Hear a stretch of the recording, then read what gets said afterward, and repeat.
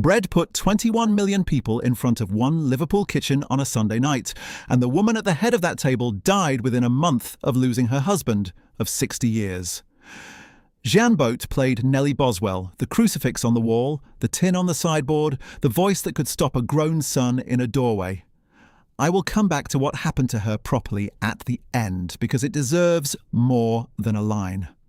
40 years on from that first episode, 6 of the 11 faces around that table are still with us, and the 5 we have lost are not the 5 most people would guess.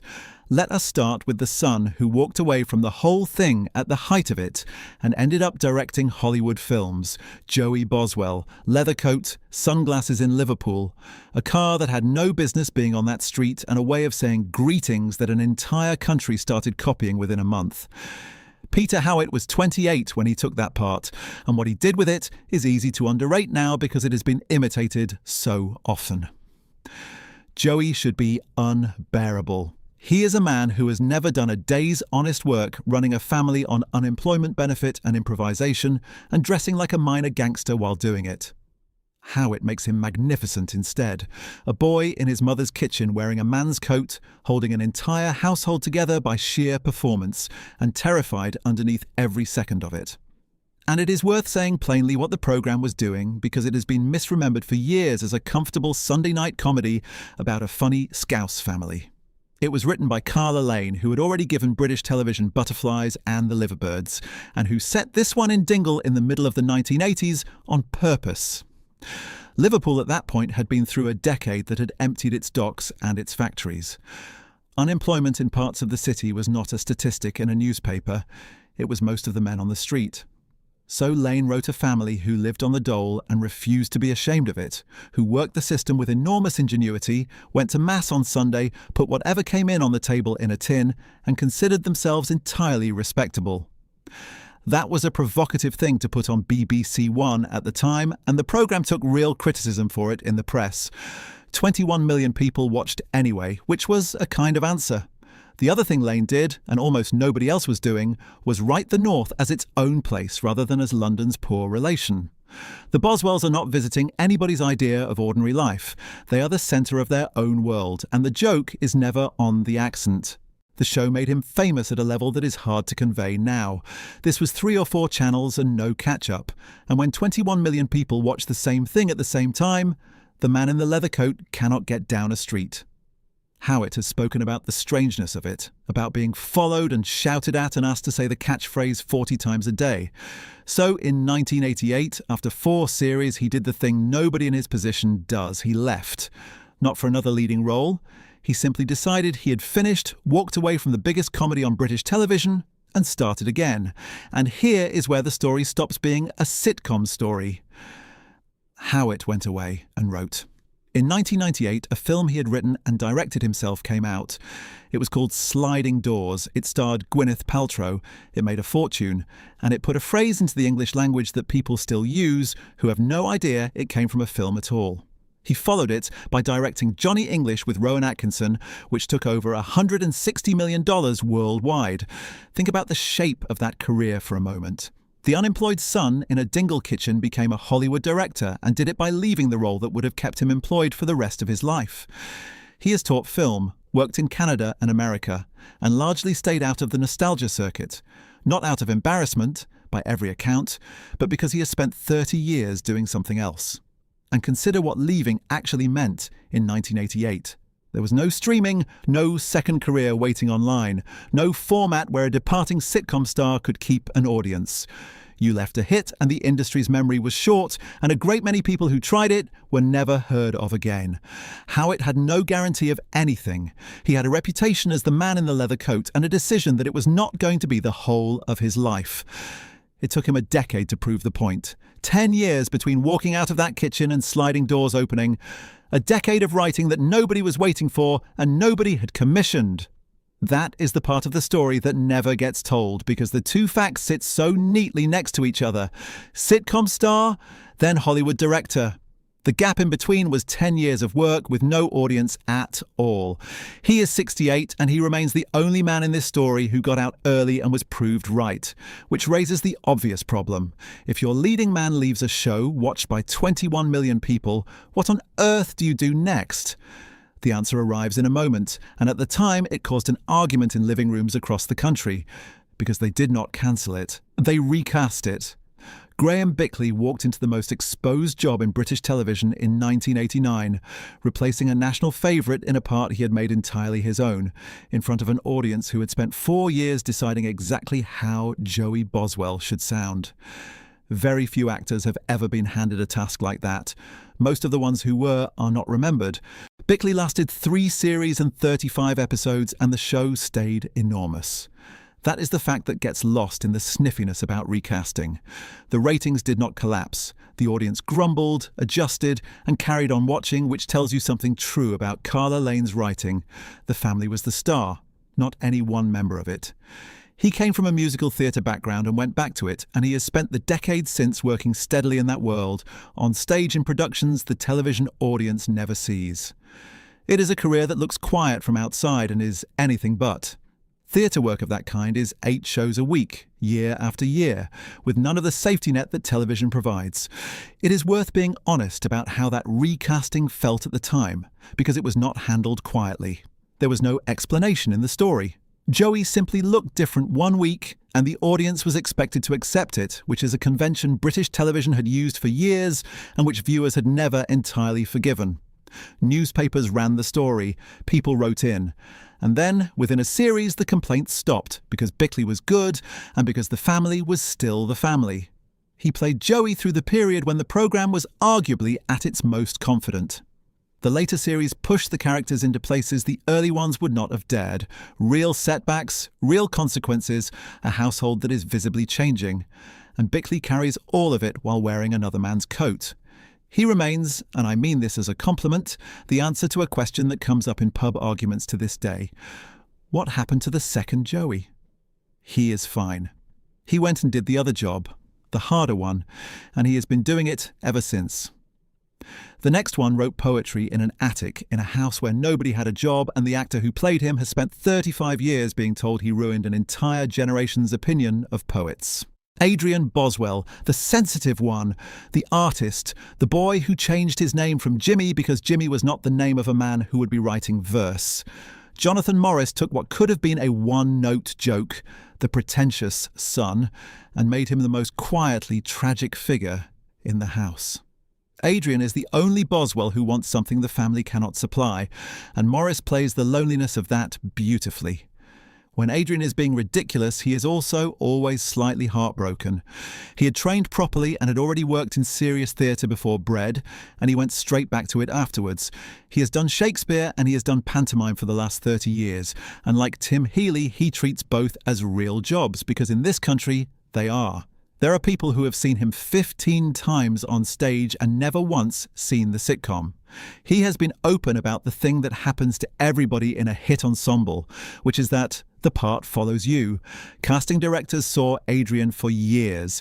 He has said that he had to go and be somebody else in front of live audiences, night after night, before the industry would let him. There is a scene people still quote at him in which Adrian reads his own poetry aloud to a kitchen that would rather he did not, and the whole family's reaction is a masterclass in comic timing from 6 people at once. Morris plays it entirely straight. He never once winks at the audience to say that he knows Adrian is absurd, and that refusal is why the character survives being a joke. He has also been generous about the programme in a way not everybody from big ensembles is. He turns up, he talks about it, he is pleased people remember. 35 years of being asked the same 6 questions, and he still answers them properly. He is 66, still working, and still one of the great unexpected survivors of that cast. Which is a good moment to say something about the whole family, because the Boswell children were built as a set of arguments about what a young person in that city was supposed to do in 1986. Joey says work the system. Adrian says get out through art. Aveline says get out through glamour. Jack says put your head down and keep the job. Billy says try everything and hope. 5 answers to one question, sitting round one table, disagreeing every Sunday night for 6 years. That is far more careful writing than a comedy about a Scouse family on the dole was ever given credit for at the time. It is also why the programme survives re-watching, when a great many funnier shows from the same years do not. Halfway now, and the question is still open. 6 of the 11 are with us, so which 5 are not? 2 of them will not surprise you. One of them was 54 years old and had every reason to expect another 40. Stay with me for that one. The next name is the Boswell nobody talks about first, and the one who quietly did the most.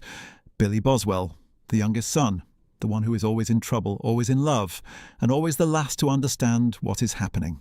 Nick Conway played him for all 7 series and all 74 episodes, which makes him one of only 3 people who were there from the very first scene to the very last. That is a strange kind of achievement. In an ensemble that lost its Joey and lost its Aveline and lost its Freddie, Conway was simply always there, doing the least showy work in the house. Billy is the character who has to carry the show's actual social content. He is the one who tries a job and cannot keep it, who becomes a father before he is ready, whose optimism keeps being disappointed. If bread had let itself become a cartoon, Billy would have been the first casualty. Conway keeps him a real, slightly hopeless young man for 6 years. He has kept a much lower profile than the rest of the family, since, which is entirely his right, and he has appeared at the reunions and interviews with obvious affection for what it was. There is a lovely consistency in that. Billy never wanted to be the centre of anything either, and there is a particular skill in what Conway was doing that only becomes obvious when you re-watch. In a house where every other performance is turned up, the coat, the poetry, the crucifix, the deafness, somebody has to be at a normal volume or the whole thing becomes noise. Conway is the level the others are measured against. It is the least rewarded job in an ensemble and the one that makes the ensemble possible. His storyline is also the one that is dated the least. A young man who cannot find steady work becomes a father before he has worked out how to be one and keeps trying anyway. That was written 40 years ago, and you could put it on television tonight without changing a line. Still to come, the Boswell whose own marriage put her on the front pages for years, and the one who died at 54 with no warning at all.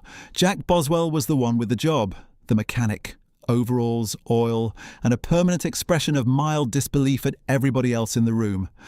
Victor McGuire was barely 21 when Bread started, and he had the hardest comic assignment in the house, being the ordinary one. Everybody else has a gimmick. Jack has a spanner and an opinion.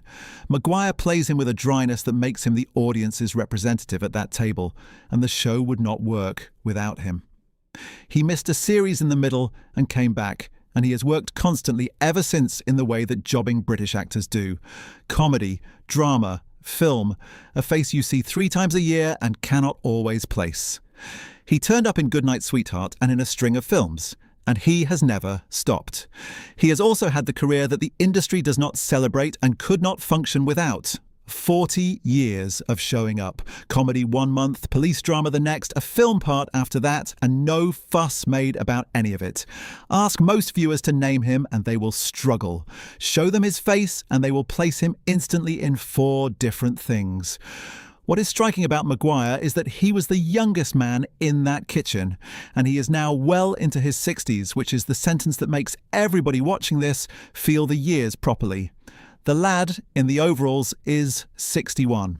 Before we go on to the ones we have lost, let me put the question to you again because we are close to the answer now. 6 of the 11 are still here. 2 of the 5 went in the same year within months of each other.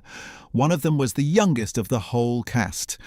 And the last of them left 32 days after the person she had spent 60 years with. Stay with me. The last name in this video is the one you have been waiting for. The next name has the strangest career of anybody in this family, and it took her to the front page of every newspaper in the country for reasons that had nothing to do with a sitcom. Aveline Boswell, second version. The model. The one who came down the stairs in an outfit that stopped the room.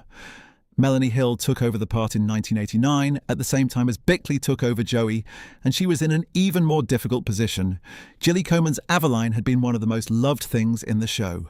Hill made the part harder and funnier and slightly sadder, and she has since had the biggest post-bred career of anyone in the cast. She has been in Coronation Street as Kathy Matthews. She was in Waterloo Road. She has done serious, award-winning drama on both sides of the schedule. Go and look at her list, and it is 35 years of unbroken work, most of it nothing to do with comedy. And in 1990, she married the actor Sean Bean, whom she had met at drama school before either of them was known to anybody. They were together for 7 years and had 2 daughters. The marriage ended in 1997, during the years when his own name was becoming known across the world, and she has spoken very little about any of it in 3 decades, which in this business is a discipline all its own.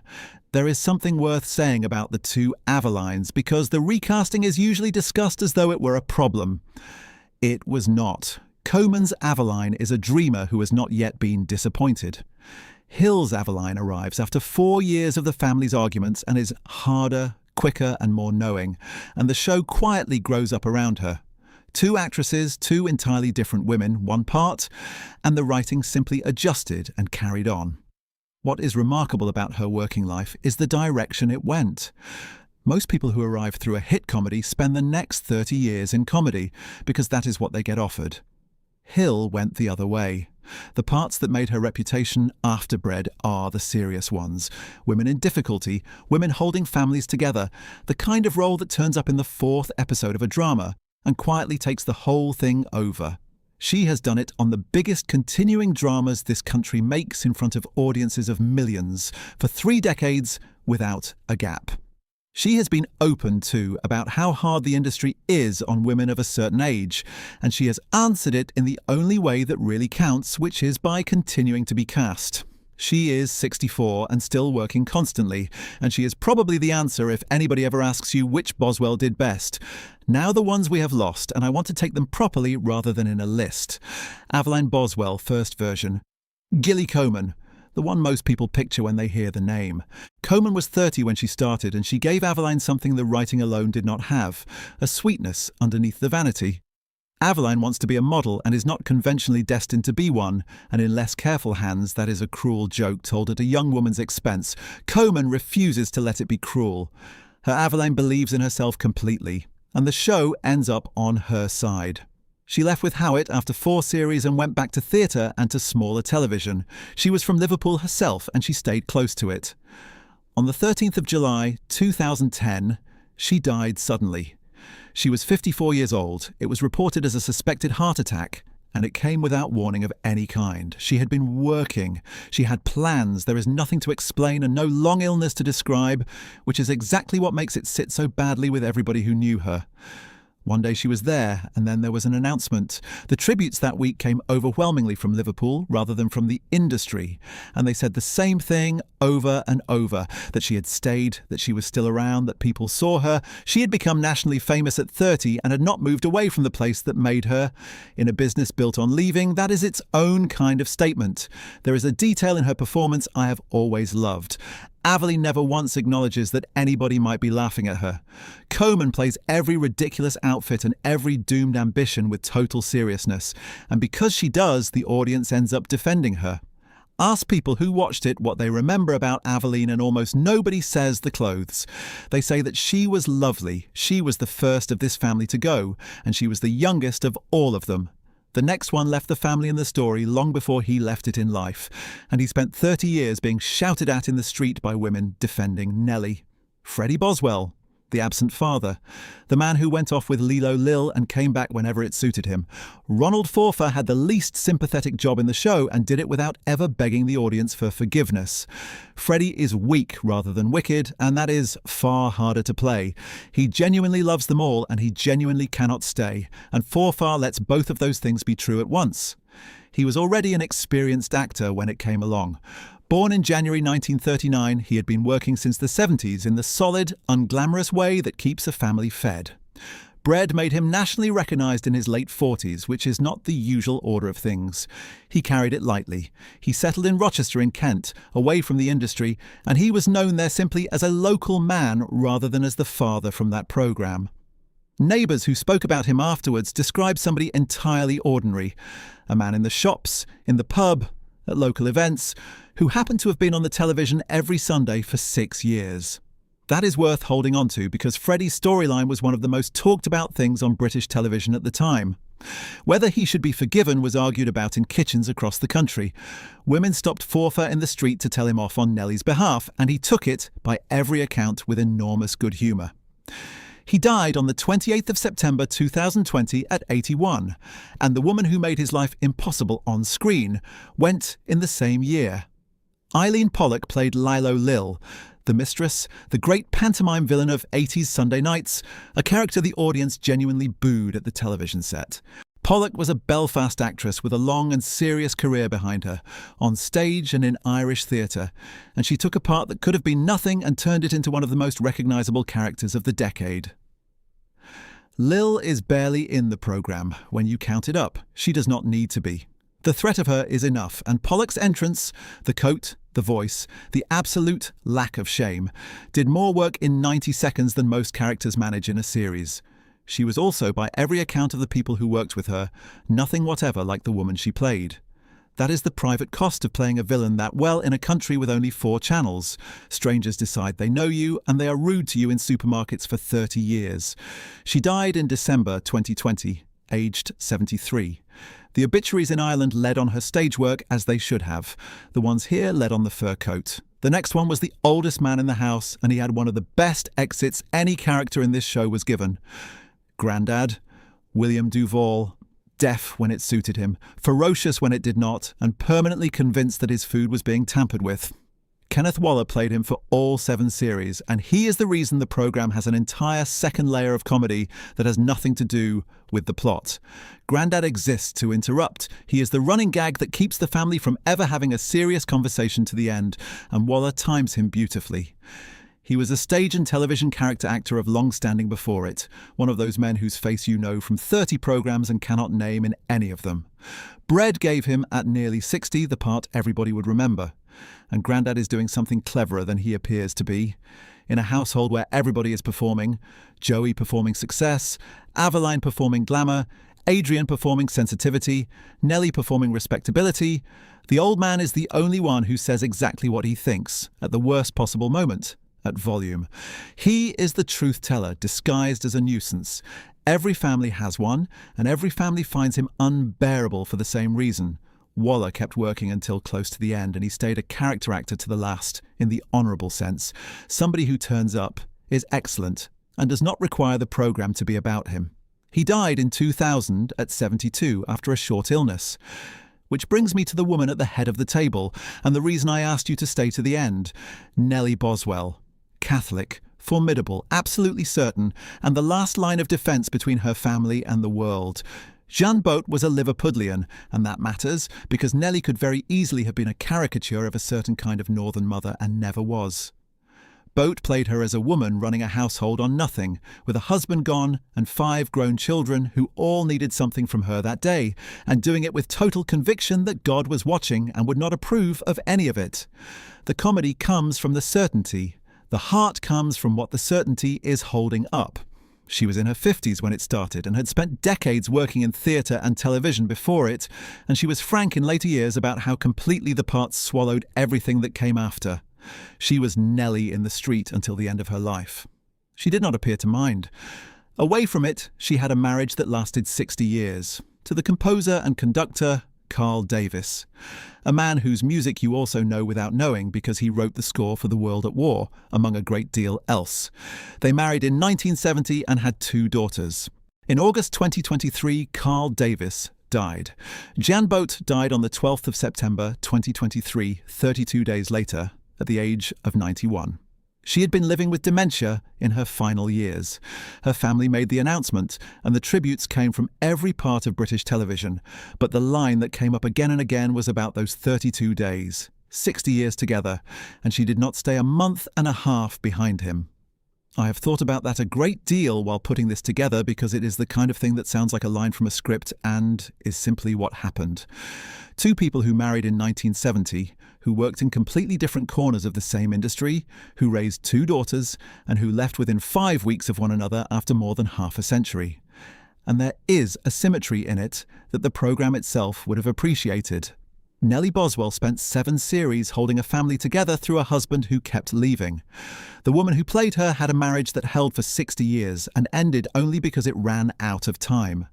Her funeral drew people from every part of her career, and the obituaries all reached for the same word: matriarch, which is what happens when a performance is so complete that the country stops being able to see round it. She had done 30 years of other work. She was Nellie, and she seemed to have made her peace with that a long time ago. So, 11 faces around one table in Dingle in 1986. Peter Howitt walked out at the peak and went and directed Hollywood films. Graham Bickley took the worst job in television and survived it. Jonathon Morris and Nick Conway and Victor McGuire have simply never stopped working. Melanie Hill has had the biggest career of any of them. Gilly Coman went at 54 with no warning. Ronald Forfar and Eileen Pollock both went in 2020. Kenneth Waller has been gone since the turn of the century. And Boht outlived her husband by 32 days. 6 of the 11 are still with us. It is worth saying what happened to the programme itself too, because it ended better than most. Bread ran for 7 series and 74 episodes and stopped in November 1991. While it was still enormous, it was not cancelled and it did not limp. Carla Lane finished it, and she went on writing for another decade before spending the last part of her life running an animal sanctuary, which anybody who watched her work will find entirely unsurprising. She died in 2016 at 87. The house is still there in Dingle. People still photograph it.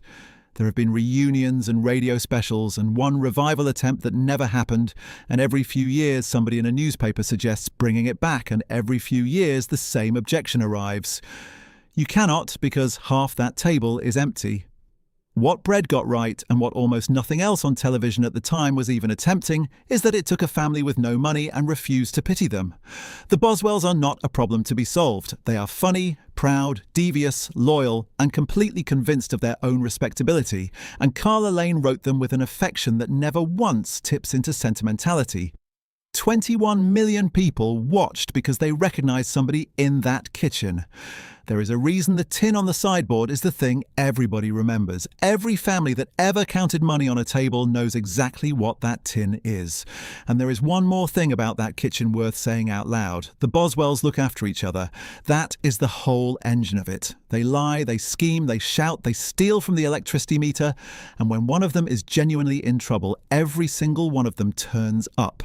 Carla Lane put that at the centre of a comedy about poverty at a moment when a great deal of British public life was busy suggesting that people in that position had brought it on themselves. 21 million viewers is not an accident. It is a country recognising itself and being pleased to be liked. Watch it now, and the clothes are ridiculous and the hair is worse, and the jokes about the Giro belong to a world that has gone.